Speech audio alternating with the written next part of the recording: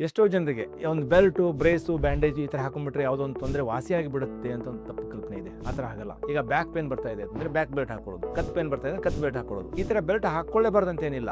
ಈಗ ತೊಂದರೆ ಏನೋ ಸ್ಪೇನ್ ಆಗಿದೆ, ಏನೋ ಇಂಜುರಿ ಆಗಿದೆ, ಆ ಟೈಮ್ ಹಾಕೋಬೇಕು. ಶಾರ್ಟ್ ಪೀರಿಯಡ್ಗೆ ಕೆಲವು ದಿವಸವರೆಗೂ, ಒಂದು ವಾರ 2 ವಾರಗಳು ಹಾಕೋಬೇಕು. ಆದರೆ ಯಾವಾಗಲೂ ಹಾಕೋದು ಒಳ್ಳೇದಲ್ಲ. ಕೆಲವೊಬ್ಬರಿಗೆ ಕಾಯಿಲೆಗಳಿರ್ತವೆ, ಆ ಥರದ್ರ ವೈದ್ಯರೇ ಹೇಳಿರ್ತಾರೆ ನೀವು ಲೈಫ್ ಟೈಮ್ ಬೆಲ್ಟು, ಬ್ರೇಸ್ ಈ ಥರ ಹಾಕೋಬೇಕು ಅಂತೇಳಿ. ಅದು ಬಹಳ ರೇರ್ ಆಗಿ, ಅದು ಎಲ್ಲರಿಗೂ ಅನ್ವಯ ಆಗುವಂಥದ್ದಲ್ಲ. ಆಮೇಲೆ ಈ ಕೆಲಸ ಟ್ರಾವೆಲ್ ಮಾಡುವಾಗ ಆ ಥರ ಇದ್ದಾಗ ಸ್ವಲ್ಪ ದಿವಸ ಮಟ್ಟಿಗೆ, ಸ್ವಲ್ಪ ಟೈಮ್ ಮಟ್ಟಿಗೆ ಮಾತ್ರ ಬೆಲ್ಟ್ ಹಾಕೋಬೇಕು. ಆಮೇಲೆ ಯಾವುದೇ ಕಾಯಿಲೆ ಇರದೆ ಸುಮ್ಮನೆ ಸೊಂಟ ನೋವಕ್ಕೆ, ಕತ್ತು ನೋವಿಗೆ ಅಥವಾ ನೀ ಪೇನಿಗೆ, ಕೆಲವೊಂದ್ಸಲ ಏನೋ ಅರ್ಲಿ ಪ್ರಾಬ್ಲಮ್ಸ್, ಸ್ಪಾಂಡಲೈಟಿಸ್ ಇರುತ್ತೆ, ಅರ್ಲಿ ಆರ್ಥರೈಟಿಸ್ ಇರುತ್ತೆ, ಈ ಥರದವರು ಅನ್ನೆಸೆಸರಿಯಾಗಿ ಬೆಲ್ಟ್ ಏನಾದರೂ ಹಾಕೊಂಡ್ರೆ ಏನಾಗುತ್ತೆ ಅಂತಂದರೆ ಅಲ್ಲಿರೋ ಮಸಲ್ಸು ವೀಕ್ ಆಗುತ್ತೆ. ಕೆಲವೊಂದ್ಸಲ ಬೆಲ್ಟ್ ಪ್ರೆಸ್ ಮಾಡಿ ನೋವು ಮಾಡ್ತಾ ಇರುತ್ತೆ. ಈ ವೈದ್ಯರು ಬೆಲ್ಟ್ನ ಯಾಕೆ ಅಡ್ವೈಸ್ ಮಾಡ್ತಾರೆ ಅಂತಂದರೆ, ಈಗ ಬೆನ್ನಲ್ಲಿ ಇಂಜುರಿ ಆಗಿರುತ್ತೆ ಅಥವಾ ಮೊಳಕಾಲು ಇಂಜುರಿ ಆಗಿರುತ್ತೆ, ಆ ಮೂವ್ಮೆಂಟ್ ರಿಸ್ಟ್ರಿಕ್ಟ್ ಮಾಡೋಕ್ಕೆ ಆ ಬೆಲ್ಟನ್ನು ಅಡ್ವೈಸ್ ಮಾಡೋದು. ಬೆಲ್ಟು, ಬ್ರೇಸು, ಬ್ಯಾಂಡೇಜ್ ಯಾವುದೇ ಇದ್ರು ಆ ಮೂವ್ಮೆಂಟ್ ರಿಸ್ಟ್ರಿಕ್ಟ್ ಮಾಡಿ ಆ ಭಾಗಕ್ಕೆ ರೆಸ್ಟ್ ಕೊಡಲಿಕ್ಕೆ ಆ ಬೆಲ್ಟನ್ನು ಅಡ್ವೈಸ್ ಮಾಡೋದು. ಆದರೆ ಬೆಲ್ಟೇ ಯಾವುದೇ ಕಾಯಿಲೆನ ವಾಸಿ ಮಾಡೋದಿಲ್ಲ.